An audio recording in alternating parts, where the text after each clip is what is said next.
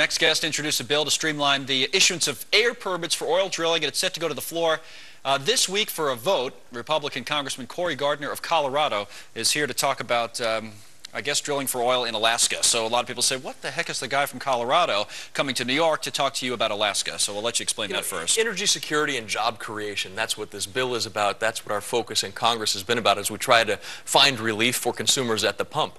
This bill could create as many as 50,000 jobs throughout the United States, not just in Alaska. Right. We know it would add as much as 1 million barrels of oil a day, helping offset our imports from Saudi Arabia. This is to ease the permitting process, is it not? So, but Correct. This is you have to admit, it's because you're a politician and you say it's meant to ease prices at the pump, but this is something that even if it does pass and become law, is really years out in the future, is it not, in terms of making a difference at what we pay? Yeah, the production itself may take will take years to get online, but the fact is, if the market knows more supply is coming, that will be reflected in the price. We've had testimony say just that before the House Energy and Commerce Committee. So the fact that we can develop our own resources in our own backyard, energy security here, that's a good thing. How far are you getting with this? Because I was reading a little bit about the bill, and then they have people that are against it, and some of the criticisms come from environmental groups, with people saying things like they want to increase profits of the polluters at the expense of the public health. And then you argue back what? Well, we've got strong bipartisan support. It passed the committee with bipartisan support. A bipartisan bill has been introduced in the Senate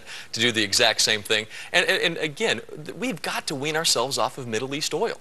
And if we can produce in our own backyard instead of giving money to people who don't like us, that's a good thing for this country. That means jobs and economic security.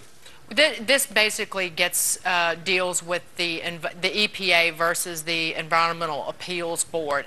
What kind of delays do drillers experience today, to put it in perspective what your bill would do? In one particular lease in Alaska, it's taken the EPA 6 years. They're supposed to issue these permits in a year.